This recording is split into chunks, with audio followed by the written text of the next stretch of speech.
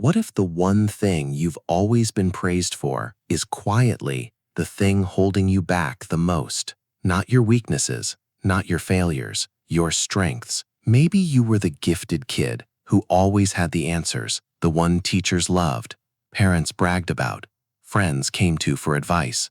Or maybe you were the person who could feel everything, so attuned to people's emotions that you became the one everyone leaned on. That trait became your identity, your proof of worth, the thing you kept reaching for every single time life got hard. And here's what nobody warned you about. There's a specific mechanism buried inside how your brain builds your sense of self that quietly turns that very trait against you, not dramatically, not all at once, just slowly, in the places you'd least expect it. The traits that got you here might be the exact reason you can't get there. And the darkest part, you won't even notice it happening because it doesn't feel like self-destruction. It feels like being yourself. Picture someone who grew up being told they were smart, not just good at school, exceptionally smart. That was their whole thing. Every test, every classroom moment, every family dinner reinforced it. So what do?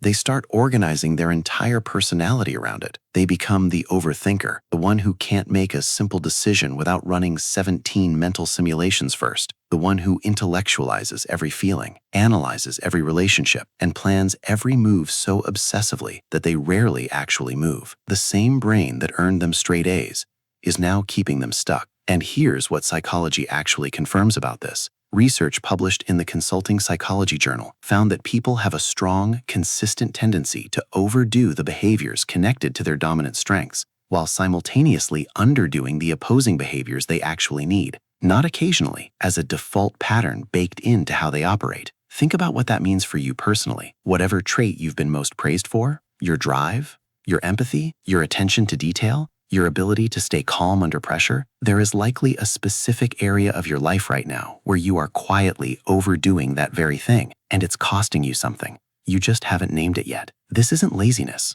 It isn't ignorance. It's something much deeper, something baked into how your identity actually works. There's a concept in psychology called identity foreclosure. It describes what happens when a person commits so completely to one version of themselves, one label, one trait, one role, that they stop exploring who else they could be. Most people think this only happens to teenagers blindly following their parents' footsteps, but it happens to driven, self-aware adults every single day. In fact, the more successful you are, the more vulnerable you are to it, because success confirms the identity. It gives you evidence. It tells your brain, keep doing this. This is who you are. Here's how it starts. Someone calls you the responsible one at 14. It gets you approval, trust, maybe a little control in a chaotic household. Your brain logs it. This works. So you keep doing it. You get praised again. Dopamine fires. The loop tightens. By the time you're 25, you can't ask for help without feeling guilty. You can't rest without feeling lazy. You can't let anyone down without feeling like you failed at being you. What started as a strength has become a cage, and you decorated it so nicely you forgot it has bars. Research from Hogan Assessments found something that should genuinely unsettle you. The traits most responsible for derailing people's careers and relationships aren't their weaknesses, they're their overused strengths, especially under stress, especially under pressure. They called them derailers, not character flaws, strengths that outlived their usefulness and kept going anyway. The confident leader becomes someone no one can disagree with. The detail-oriented perfectionist becomes a micromanager their team quietly resents. The empathetic people-pleaser becomes so agreeable they can't make a hard decision. The independent thinker becomes someone incapable of real collaboration. And now the question you actually need to answer. Not out loud, just honestly, to yourself. What trait feels most like you, and where is it slowly making your life smaller? Here's something that will probably bother you more than you'd expect. The people around you have already noticed this about you. Your closest friends, your coworkers, your partner, they have seen the pattern. They may have even tried to point it out. But because it's tied to your identity, you didn't hear feedback. You heard criticism. You heard misunderstanding. You heard them not getting it. That gap between how you see yourself and how others actually experience you is one of the quietest, most consistent causes of stalled growth in self-aware people. Psychologists call it the identity-reputation gap. And the bigger the gap, the harder it is to exit, because the very intelligence, empathy, or drive you use to process the feedback is the same trait making you dismiss it. Here's what makes the whole thing so invisible. When you overuse a strength, it never feels like a problem. It feels like doing what you're good at. It feels like being authentic. The perfectionist pulling an all-nighter to fix something only they would notice isn't thinking, I'm self-sabotaging. They're thinking, I have high standards. The people pleaser canceling their own plans for the third time this month isn't thinking, I'm slowly losing myself. They're thinking, I'm just a good person. The story always sounds noble from the inside. And because the strength has genuinely worked before, because it has delivered results, earned love, built reputation, your brain actively resists any evidence that it might be the problem. It explains the evidence away. They just don't appreciate hard work. She's too sensitive. They can't handle someone who actually cares about quality.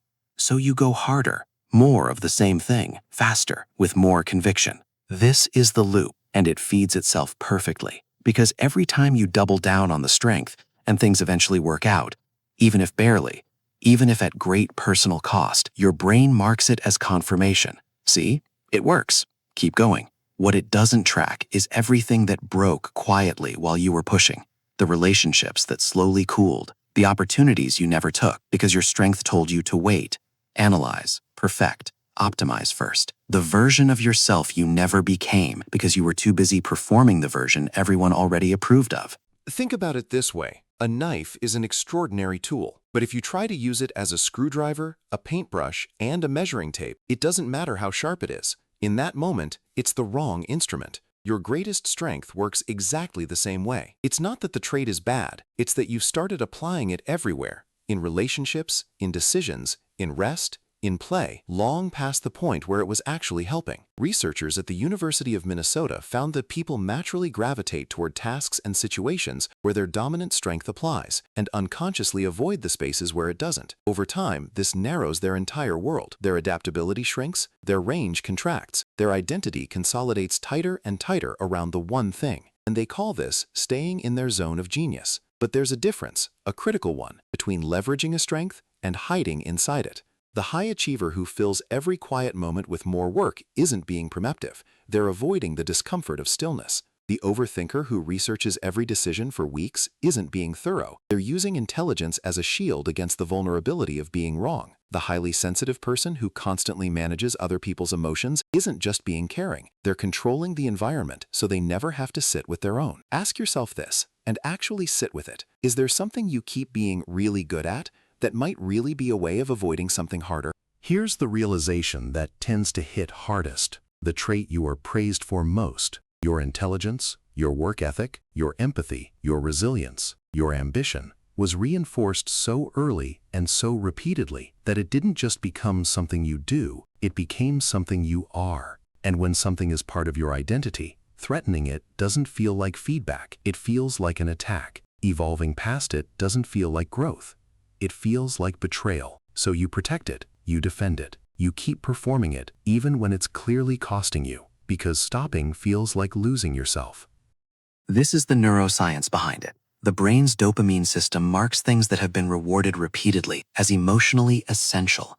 Not useful, essential. Your brain starts treating that trait not as a tool you have, but as a truth about who you are.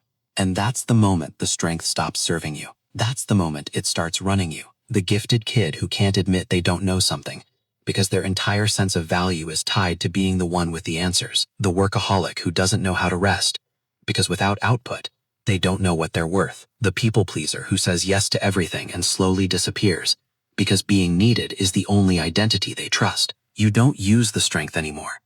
The strength uses you. The people who grow the most aren't the ones who found a new skill. They're the ones who learned to put down the tool they were gripping the tightest, long enough to see if something else was needed. So here's the question I want to leave you with. Not what are your strengths?